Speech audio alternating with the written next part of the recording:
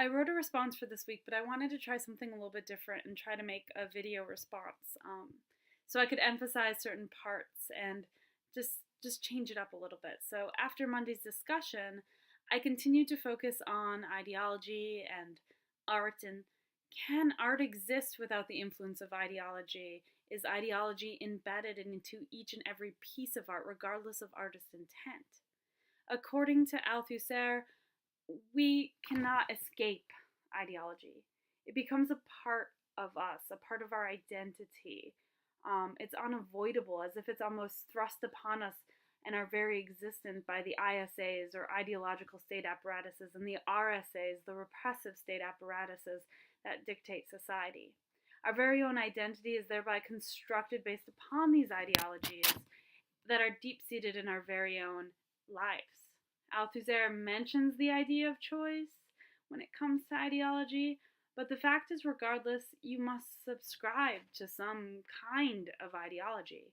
Because of this, freedom of choice almost becomes an illusion, nothing more than that. Much like the anecdote that we talked about in class that Dr. Tchaikovsky described, when you're walking down the cereal aisle, you have the illusion of choice, the illusion of numerous options. However, at the end of the day, regardless of your choice, you are still subscribing to the ideology of eating grains for breakfast. So what about art?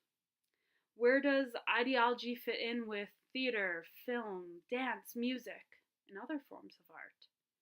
How do the ideas of Benjamin, Adorno, and Horkheimer coincide or differ from the ideas of Althusser? To explore this idea, I want to focus on two things that I feel challenge the concept of ideology in art.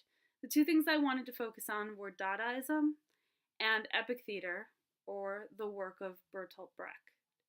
First, I want to start with Dadaism. According to Benjamin, the Dadaists attached much less importance to the commercial usefulness of their artworks than to the uselessness of those works as objects of contemplative immersion. They sought to achieve this uselessness not least by thorough degradation of their material. What they achieved by such means was a ruthless annihilation of the aura in every object they produced. In other words, they refused to submit to the capitalistic ideology surrounding art. Their poetry, art, and theater, through the destruction of aura, attempts to escape all the pre-existing ideologies. For example, one of the most famous pieces of artwork from the Dadaist movement is Duchamp's Fountain. Fountain is essentially a urinal, and was meant to challenge the ideologies surrounding the art world. However, at the same time, the very fact that this image challenges art creates an ideology in itself.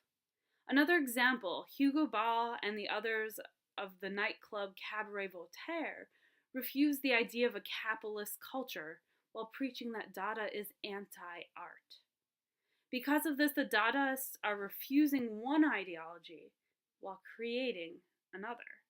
Their free choice to reject art creates their own ideology of anti-art.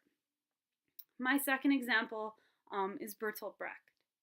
Bertolt Brecht aimed at destroying, and this is a quote, he aimed at destroying what they condemned as false standards of bourgeois art. Through his use of epic theater, he wrote plays that he hoped would alienate the audience, make them feel uncomfortable while they were watching. And like the Dadaists, he destroyed, or tried to destroy, the ideology of art.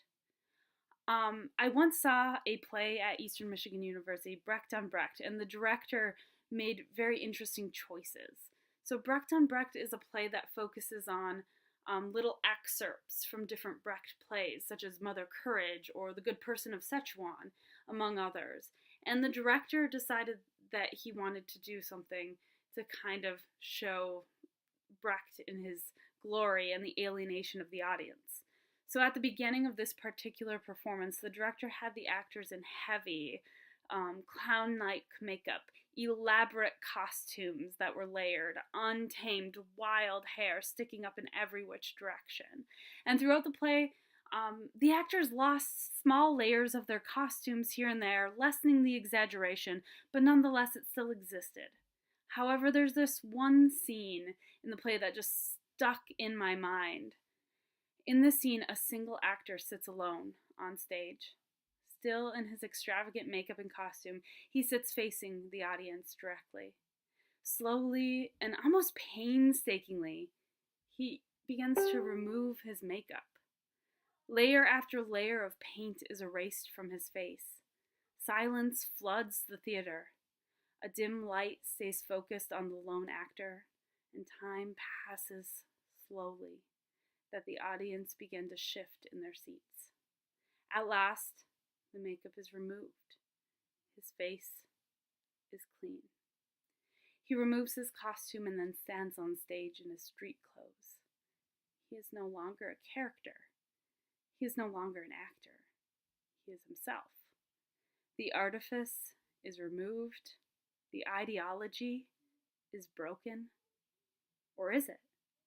Althusser would argue that even Brecht himself could not escape ideology, nor could the Dadaists. And there's a part of me that agrees with Althusser, but there's also a part of me that thinks as if we remove the makeup, if we remove the costume, we can be pure and free from the ideologies that are thrust upon us. But perhaps this thought is slightly optimistic.